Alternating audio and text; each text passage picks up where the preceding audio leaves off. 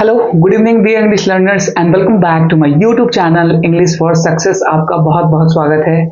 और आज के इस सेशन में हम लोग एक स्टेप और आगे चलेंगे, क्योंकि मैंने प्रीवियस सेशन में आपको हाउ टू आइडेंटिफाई नाउन को कैसे पहचाने, संज्ञा को कैसे पहचाने मैंने एक्सप्लेन किया था। और आज के इस सेशन में हम लोग ये देखेंगे कि how to identify pronouns, and this is also a part of word classes or word categories we can say, and also another name is what, part of speech, that we know very well about that.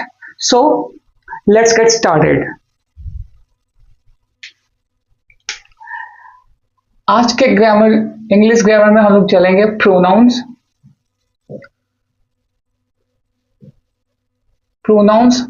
How to identify pronouns.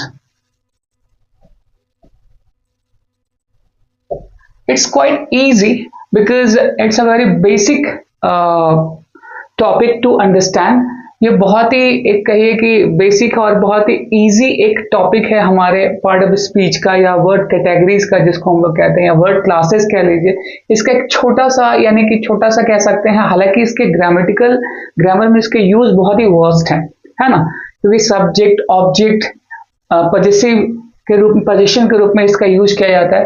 तो पहले ये समझते हैं कि pronounce होते क्या है और इसको कैसे पहचाना जा सकता है। ओके, प्रोनाउंस का मतलब होता है सर्वनाम। ओके, यानी कि कह सकते हैं, एक डेफिनेशन के माध्यम से पहले इसको समझ लेते हैं। A pronoun is a word used in the place of nouns and noun phrases. तो इसको ऐसे भी समझ सकते हैं कि प्रोनाउन जो है वो एक ऐसा वर्ड है, शब्द है, जो संज्ञा या नाउन फ्रेज, संज्ञा से जो बने हुए जो उपवाक्य होते हैं उसके जगह पे ये यूज किए जाते हैं। इसको एक दूसरे तरीके से भी डिफाइन कर सकते हैं। मैंने यहाँ definitions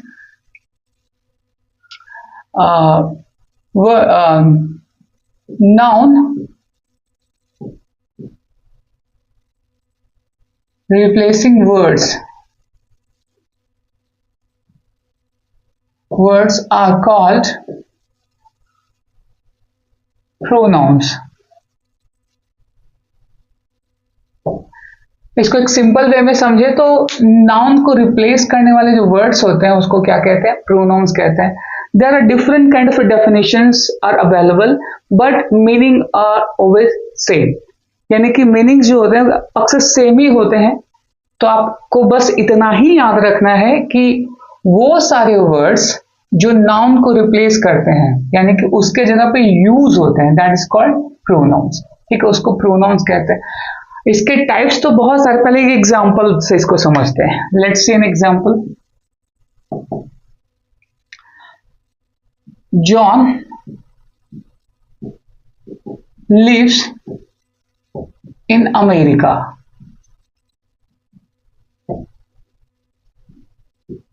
John works in an IT company, right?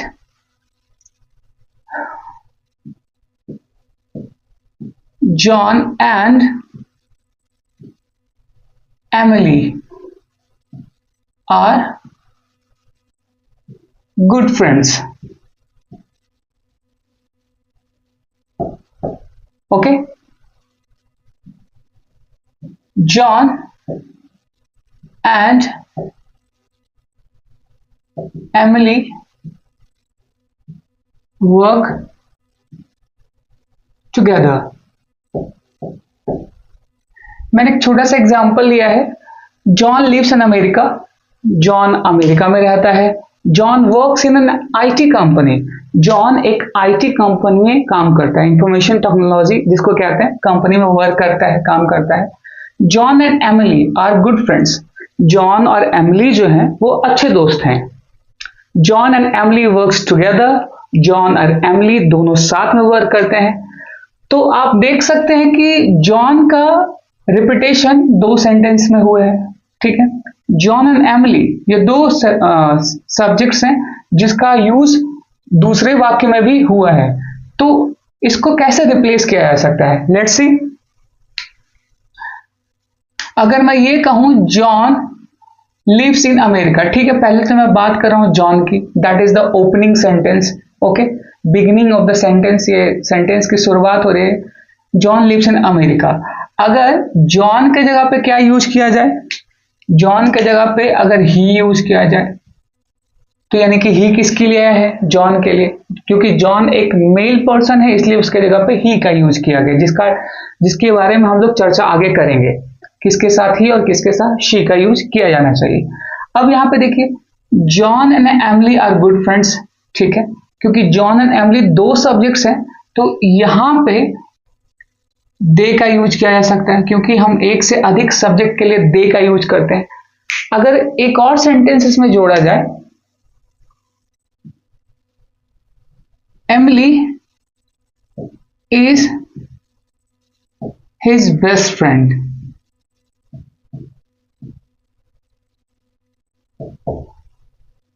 Emily उसकी क्या है? अच्छी दोस्त है, ठीक है। एमिली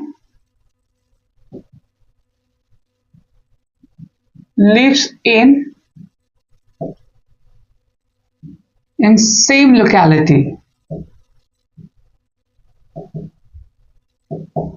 एमिली जो है सेम लोकेलिटी में रहती है। चूंकि यहाँ पे दो सब्जेक्ट आ रहे थे तो आपने देखा कि मैंने यहाँ पे इसका रिपीटेशन हटाने के लिए, यानी कि इसका जॉन एंड एमिली का मैंने यहाँ पे दे का यूज किया। क्यों? क्योंकि इसका जिक्र पहले हो चुका है और दूसरे सेंटेंस में भी हम लोग उसी की बात कर रहे हैं, उसी सब्जेक्ट्स की बात कर रहे हैं, तो इसलिए मैंने यहाँ पे क्या है? दे का यूज किया। आई होप इट इज क्लियर। आगे के सेंटेंस में देखते हैं, Emily is his best friend, Emily उसकी अच्छी दोस्त है। तो हिज यहाँ पे किसके लिए आया है? ऑफ कोर्स इसके प्रीवियस सेंटेंस से पता चल रहा है कि हम लोग यहाँ पे जॉन की बात कर रहे हैं, तो जाहिर सी बात है इस हिज का यूज किसके लिए हुआ है? इस जॉन के लिए, इस सब्जेक्ट के लिए, ठीक। अब यहाँ पे फिर से एमिली का यूज हुआ है, तो यहाँ पे एमिली क्या है? एक फीमेल है, राइट, तो इसके लिए हम लोग क्या यूज कर सकते हैं? एज अ सब्जेक्ट किया जाए, सब्जेक्ट यहाँ पे यूज हुआ है एमिली का, तो एमिली के जगह पे क्या यूज किया जा सकता है? सी।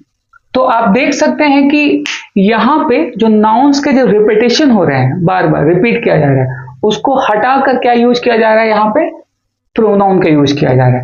तो प्रोनाउन का यूज बहुत ही ज्यादा खास है हमारे पार्ट ऑफ स्पीच के पॉइंट ऑफ व्यू से। अगर देखा जाए, जो रेपिटेशंस होते हैं नाउन को, चाहे तो वो सिंगुलर हो, प्लूरल हो, है ना, तो उसके जगह पे अक्सर हम लोग क्या करते हैं? सी, ही या दे, आई, बी, यू, ये सारे प्रोनाउंस का यूज करते हैं एज अ सब्जेक्ट, और उसके जो अलग फॉर्म ऑफ द वर्ड्स हैं, दूसरे जो वर्ड कैटेगरीज हैं, हम talking about the personal pronouns, उसको अलग रूप में भी वहां पे लिखते हैं एज अ ऑब्जेक्टिव केस में, पजेसिव प्रोनाउन के रूप में, ओके, इस तरीके से। So I hope it is clear, मैंने जो एक्सप्लेन किया। चलिए अभी देखते हैं, थोड़ा पर्सनल प्रोनाउंस के बारे में डिस्कस करते हैं। ये जो पहला रूल है इसका, rule 1, personal pronouns, personal pronouns, this is very important, ये बहुत ही ज्यादा जरूरी है। यहां पे अगर हम पर्सनल प्रोनाउंस के बारे में बात करें तो हम लोग ऐसा first person, right, second person और थर्ड पर्सन, इस तरीके से इसको डिवाइड करते हैं, जहां पे हम लोग I, we, you, same here, he, she, it, plural में क्या रखते हैं? दे। तो आप देख सकते हैं कि हम लोग सिंगुलर या प्लूरल, यहां मैं यूं ही लिख देता हूं, ये आसान होगा समझने में, कि ये हमारे personal pronouns. Personally first person को हम लोग स्पीकर कहते हैं, सेकेंड पर्सन को लिसनर, एंड थर्ड पर्सन को टॉपिक। टॉपिक यानी कि थर्ड पर्सन को टॉपिक, टॉपिक कहने का मतलब जिसके बारे में कोई बात कही जा रही है, जिसके बारे में जिक्र किया जा रहा है, ठीक। तो ये सारे जो हैं हमारे, ये सारे जो पार्ट हो गए, ये आप जो देख रहे हैं यहां से ये वाला पार्ट, ये सब को हम लोग क्या कहते हैं? Subjective case. सब्जेक्टिव केस, या इसको एक और नाम से जाना जाता है नॉमिनेटिव केस। नॉमिनेटिव, इसको सब्जेक्टिव केस कह सकते हैं या नॉमिनेटिव केस कह सकते हैं। अब स्पीकर यानी कि जो बोल रहा है, यानी मैं एक्सप्लेन कर रहा हूं तो I am just consider as a speaker. And whom I am talking to, जिससे मैं बात कर रहा हूं, दैट इज कॉल्ड लिसनर। तो उसको यू के पॉइंट ऑफ व्यू से यानी यू कंसीडर किया जाता है, ठीक है, एज अ ग्रामेटिकल। और जिसके बारे में बात की जा रही है, it might be a person और a thing, it might be, तो ये किसी भी चीज के बारे में, टॉपिक कुछ भी हो सकता है, any thing can be a topic, okay. It might be a person, place और थिंग, राइट। फॉर एग्जाम्पल, अगर मैं एक उदाहरण के तौर पर लूं, अगर मैं कहूं Rohit is one of my best friend, but he didn't come to school today. आज वो स्कूल नहीं आया, वो मेरा बहुत अच्छा दोस्त है, and he didn't come to school today because I have some work to him, okay. मुझे उससे थोड़ा कुछ काम था। So I am talking, just I am having the conversation to the other person, it might be listener, but I'm just mentioning at the same moment about the another person that is not present at during the discussion or at the moment, ठीक है। तो इसको ऐसे समझते हैं कि topic कुछ भी हो सकता है, जिसके बारे में बात कर रहा हूँ रोहित की, वो अभी अवेलेबल है नहीं मेरे इस कॉन्वर्सेशन के दौरान, तो वो टॉपिक कहा जाएगा, क्योंकि वो टॉपिक यानी कि जो रोहित सब्जेक्ट है, वो कॉन्वर्सेशन के दौरान वो उपस्थित नहीं है। So that is called topic. It might be a person, place और थिंग, किसी चीज के बारे में हम लोग ये डिस्कस कर सकते हैं। आई होप इट इज क्लियर। अब आई का जो यहाँ पे पर्सनल प्रोनाउंस है, हालांकि इसका डिटेल्ड एक्सप्लेनेशन जो है, मैंने डिटेल्ड इसको एक्सप्लेन किया है अपने प्रीवियस टॉपिक में, जहां पे मैंने प्रोनाउंस वर्सेस एडजेक्टिव्स, वहां मैंने इसको क्या डिस्टिंग्यूश किया था, डिफ्रेंशिएट किया है, और वहां मैंने इसको बहुत ही डिटेल वे में एक एक पॉइंट को डिस्कस किया है। हालांकि इस क्लास में, इस सेशन में मेरा एक ही पॉइंट ऑफ व्यू है, how to identify pronouns, pronouns को कैसे आइडेंटिफाई किया जाए। तो ये तो हो गए पर्सनल प्रोनाउंस, ठीक है, ये पर्सनल प्रोनाउंस है, यही सारे प्रोनाउंस होते हैं, यानी कि आप कह सकते हैं 1 2 3 4 5 6 7 8, there are 8 pronouns in English grammar. आप इसको ऐसे भी कंसीडर कर सकते हैं, there are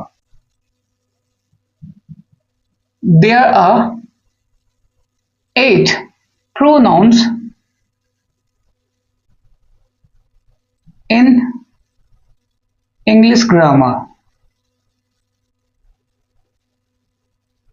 but I am talking about here personal pronouns only.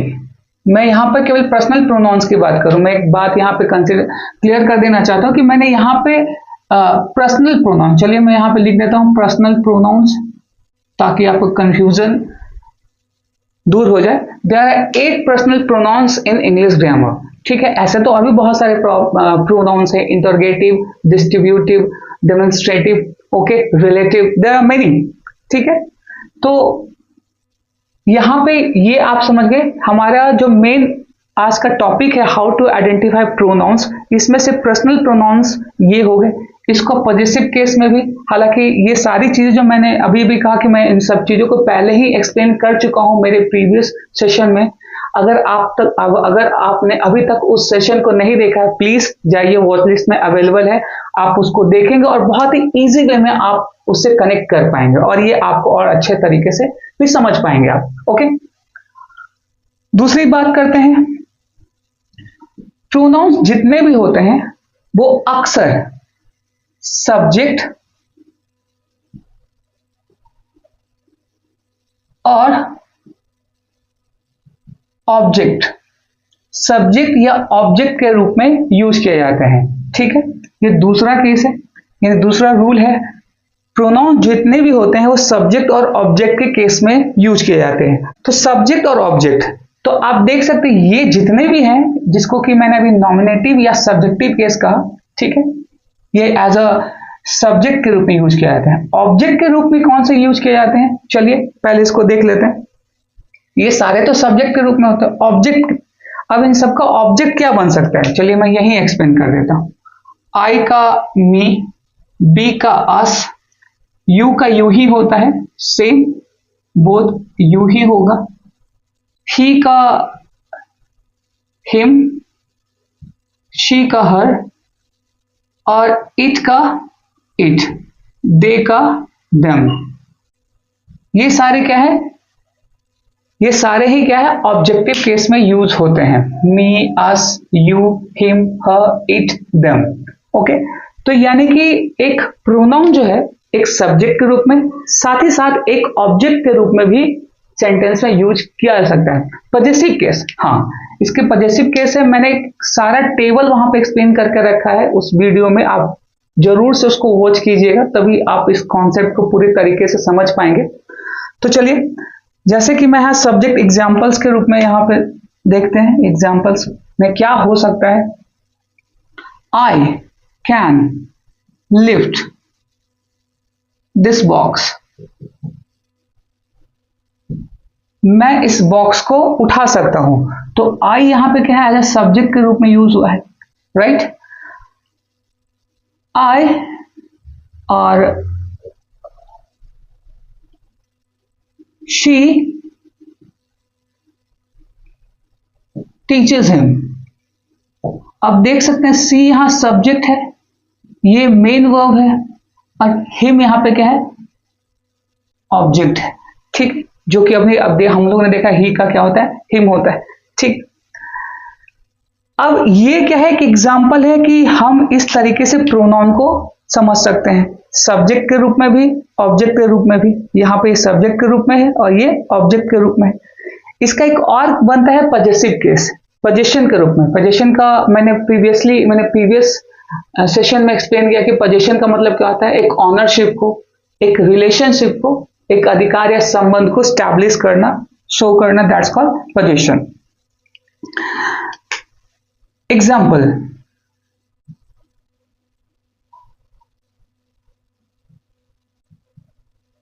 This is hers, this is hers, these bags are theirs. आप ये दो एग्जाम्पल से समझ सकते हैं, स्पेशली क्या कि ये जो पजेसिव केस जो होते हैं, पजेसिव केस यानी पजेसिव प्रोनाउन जो होता है वो अक्सर सेंटेंस के लास्ट में यूज किया जाता है, मोस्ट ऑफ द केसेस, ठीक है। अब ये जो आपका हो गया पजेसिव प्रोनाउन हो गया, ये मैं शॉर्ट में लिख रहा हूं, पजेसिव प्रोनाउंस हो गए, ठीक है। जैसे हिज, हर्स, देयर्स, इट का इट्स नहीं होता, ठीक है। हिज, आई का माइन होता है, बी का आर्स होता है, यू का योर्स होता है, इस तरीके से। तो ये कुछ एग्जाम्पल्स रहे जिसकी मदद से आप क्या है, एक प्रोनाउन को आइडेंटिफाई कर सकते हैं। That is the first rule and second rule. अगर आप इन सारी चीजों को नोट डाउन करते हैं, नोट डाउन करना चाहते हैं, तो प्लीज नोटबुक एंड पेन लेकर बैठे, आप इसको जरूर वीडियो को पॉज करें और इसको नोट डाउन कर सकते हैं।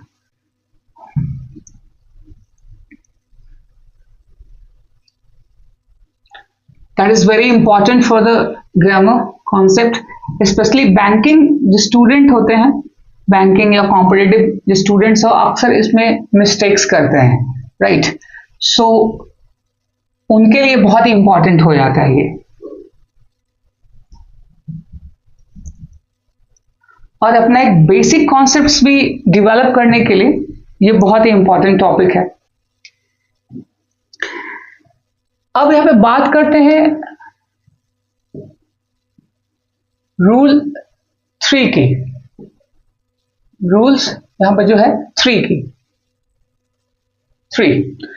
अब यहां पे प्रोनाउन जो होते हैं,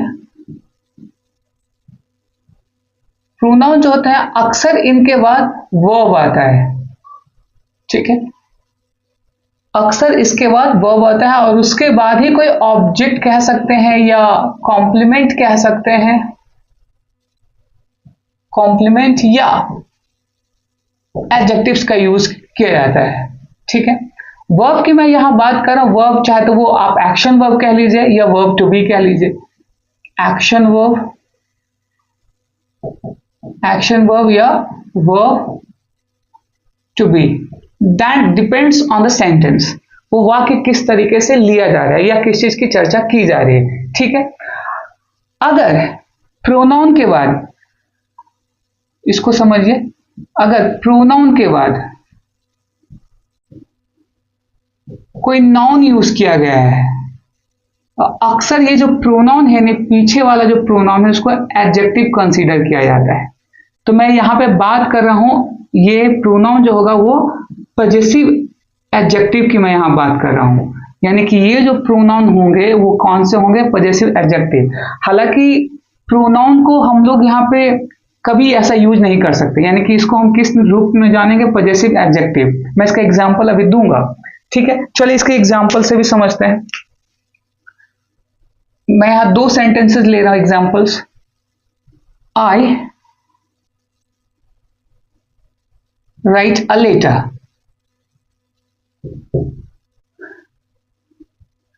my brother writes a letter. आप देख सकते हैं, ये दोनों सेंटेंस को समझते हैं। आई जो है यहां पे जो सब्जेक्ट, हालांकि ये क्या है, ये प्रोनाउन है, आप इसको समझेंगे। लेकिन माई जो है यहां पे, ये पॉजेसिव एडजेक्टिव है। क्यों? क्योंकि ये नाउन के पहले आकर इससे अपना क्या है, पोजीशन को, एक रिलेशन को स्टैब्लिश कर रहा है। माई ब्रदर, ओके, एग्जाम्पल के तौर पर समझते हैं, my brother writes a letter, मेरा भाई एक पत्र लिखता है। तो ये जो हो गया, स्पेशली ये जो कुछ यहां पे है, मैं यहां पे लिख दे रहा हूं, my our your his her its their, ये सारे जो है वो एज अ पॉजेसिव एडजेक्टिव के रूप में, एडजेक्टिव्स के रूप में कंसीडर किए जाते हैं। यानी इनके बाद अक्सर, अगर हम लोग इसमें से किसी का भी यूज करते हैं तो अक्सर इसके बाद नाउन का यूज होगा। आप इसको ध्यान में रखेंगे कि पॉजेसिव एडजेक्टिव के बाद अक्सर हम लोग नाउन का यूज करते हैं। That is fixed, that is the grammar concept rules, आप इसको ध्यान में रखेंगे। ठीक है, यानी कि my, our, your, his, her, its, their, इन सब के बाद अक्सर नाउन का यूज किया जाएगा, जो कि आप यहां देख सकते हैं। My brother, his friends, their countries, my countries, our country, okay, our friends, its leg. तो इट्स का यूज जनरली हम लोग क्या है, नॉन लिविंग थिंग और जानवरों के लिए इसका यूज करते हैं। इसके बारे में हम लोग फिर किसी अगले सेशन में डिस्कस करेंगे। Okay, so these are the examples. I hope कि इट इज क्लियर, कि आपको ये समझ में आ गया होगा कि ये अक्सर जो क्या है, या सब्जेक्ट का यूज होगा, और जब इसके जगह पे माई का यूज करेंगे तो ये ऐसा ऑलवेज हमेशा पॉजेसिव एडजेक्टिव के रूप में ही यूज होगा, और अक्सर इसके बाद हम लोग नाउन का ही यूज करेंगे। राइट, तो जो मैंने यहां लिखा कि प्रोनाउन प्लस नाउन, तो हालांकि यहां प्रोनाउन कहने का मतलब ये तो है ही, तो प्रोनाउन का पार्ट है, तो प्रोनाउन का पॉजेसिव एडजेक्टिव जिसको कहते हैं। हालांकि ये प्रोनाउन के रूप में यूज होता है, लेकिन अक्सर कंसीडर कैसे किए जाते हैं, पॉजेसिव एडजेक्टिव। चलिए मैं इसको यहां पे पॉजेसिव एडजेक्टिव ही कर देता हूं। प्रोनाउन जो कि अक्सर पॉजेसिव एडजेक्टिव है ना, पॉजेसिव एडजेक्टिव के रूप में यूज किया, यानी पॉजेसिव एडजेक्टिव के बाद अक्सर नाउन का यूज किया जाता है। तो ये सारे जो क्या हो गए, पॉजेसिव एडजेक्टिव हो गए। आई होप इट इज क्लियर। अब यहां पे बात करते हैं प्रोनाउन के बाद अक्सर वर्ब का यूज होगा, जैसे कि ये देखिए आई, और कुछ एग्जांपल लेते हैं। She is industrious, industrious, industrious का मतलब होता है hard working, hard working, laborious, कठिन परिश्रम परिश्रम करने वाला। ओके, तो आप देख सकते हैं सी एज अ क्या है, नॉमिनेटिव केस यूज हुआ है, एज अ सब्जेक्ट यहाँ पे यूज हुआ है। तो अक्सर इस केस में सब्जेक्ट के बाद अक्सर यहाँ पे क्या होगा, वर्ब का यूज होगा, और उसके बाद क्या है, इसका कॉम्प्लीमेंट हो सकता है या एडजेक्टिव हो सकता है, हालांकि ये एडजेक्टिव है। तो she is industrious, who is industrious, she, तो it's a complement.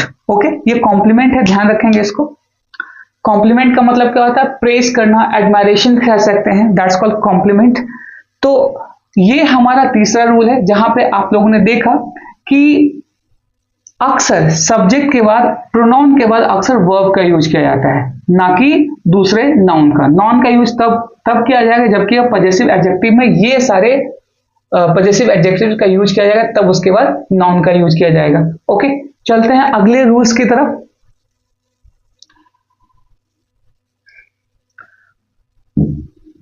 Rule number 4,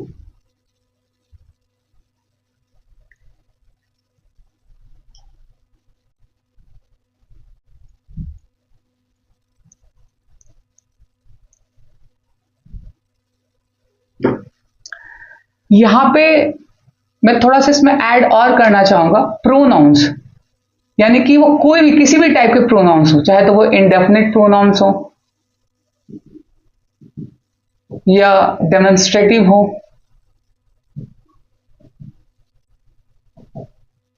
या इंटरोगेटिव हो,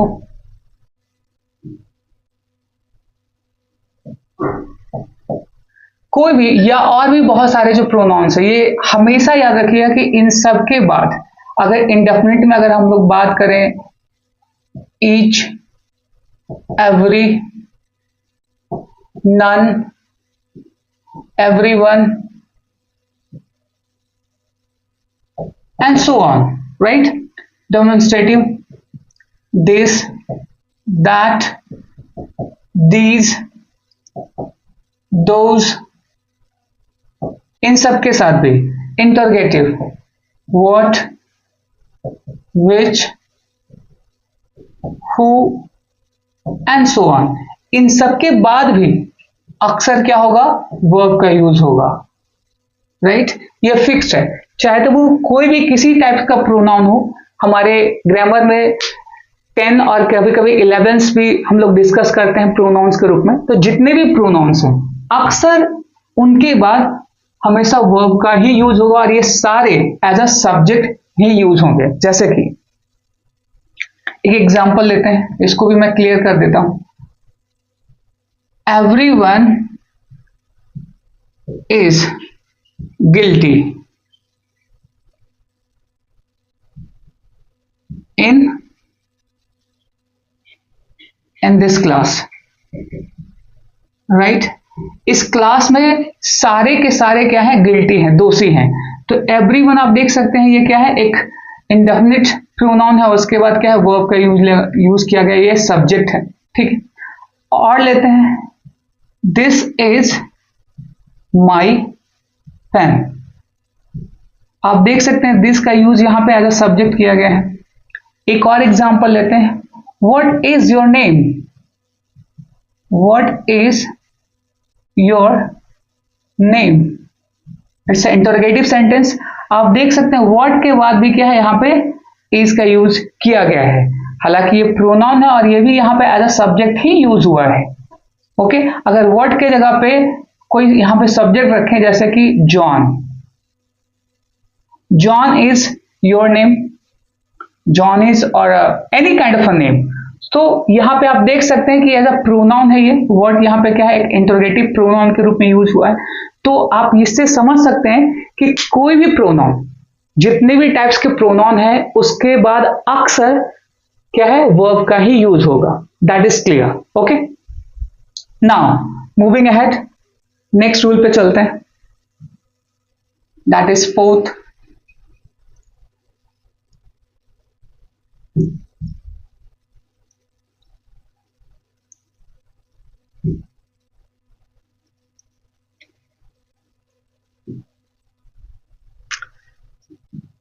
इस वाले में डिस्कस करता है रिलेटिव प्रोनाउन के लिए।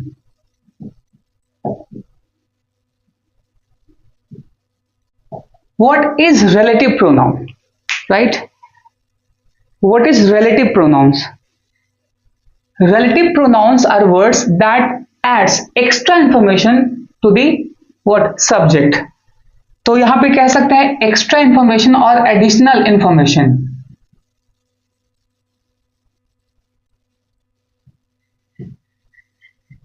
एडिशनल इंफॉर्मेशन ये ऐड करता है किसमें? To noun.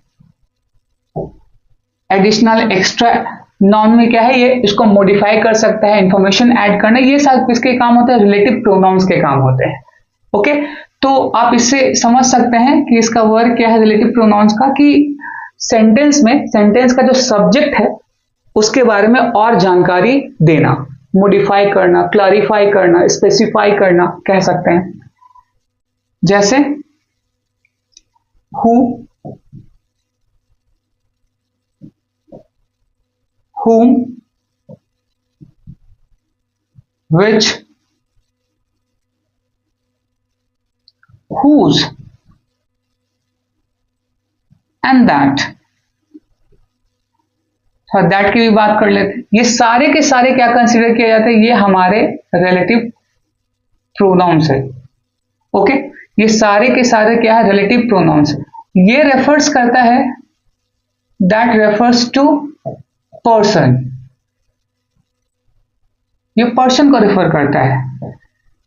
Who, that is refers to or shows, of course refers the object, refers to object of the subject. Object के रूप में इसका यूज किया जाता है, किसी सब्जेक्ट के ऑब्जेक्ट के रूप में उसको मॉडिफाई करने के लिए, शो करने के लिए। Which it adds extra information, it adds extra information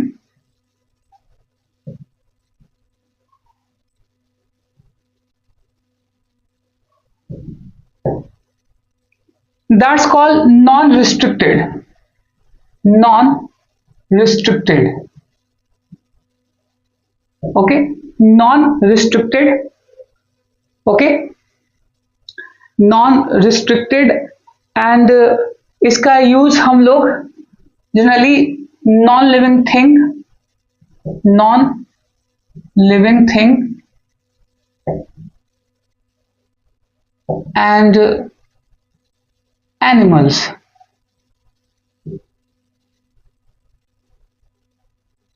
animals. Okay, whose क्या है? ये भी पर्सन के लिए यूज करता है, refers to person.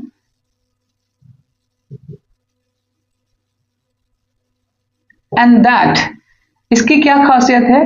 It also refers to person, and non living thing as well.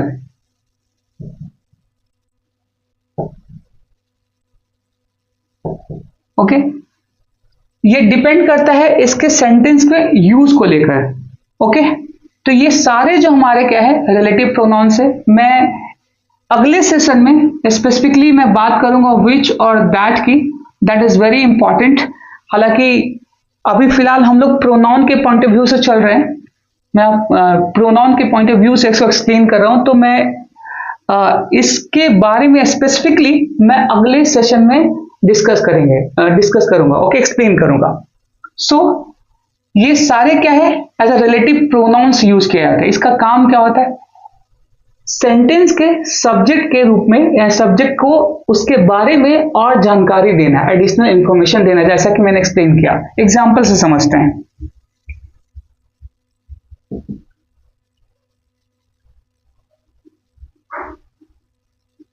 तो boy who stolen my wallet yesterday।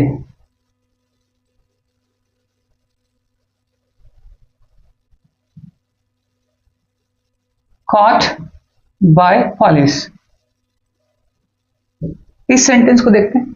The boy who यहाँ पे क्या है, एक रिलेटिव प्रोनाउन के रूप में यूज हुआ है। हालांकि ये एक कह सकते हैं ये क्लाउज है, जहां पे ये एक रिलेटिव क्लाउज को यहाँ पे क्या है, एक डिपेंडेंट क्लाउज को द बॉय।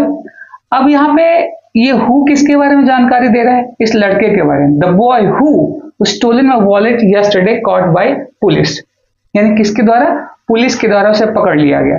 तो हु का यूज यहाँ पे जो है, हु का use as a relative pronoun हुआ है। उस तरीके से एक और एग्जांपल देख लेते हैं।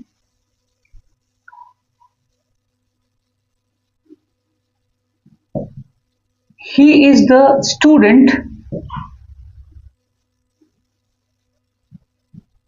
whose English is fluent। इस सेंटेंस को भी देखते हैं। यहां पे भी जो whose का यूज किया गया है, ऐसा क्या है, एक रिलेटिव प्रोनाउन के रूप में यूज किया गया है। आप देख सकते हैं इस whose का यूज किसके लिए किया गया है, इस स्टूडेंट के लिए। He is the student whose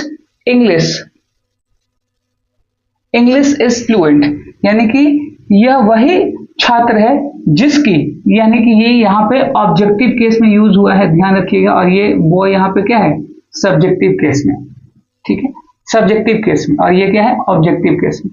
यानी whose का यूज अक्सर ऑब्जेक्ट के रूप में, who का यूज अक्सर सब्जेक्ट के लिए किया जाता है। मैं फिर से दोहरा रहा हूं, who का यूज अक्सर सब्जेक्ट के लिए किया जाता है, और whom का यूज अक्सर क्या है, ऑब्जेक्ट के लिए, पोजीशन के लिए किया जाता है।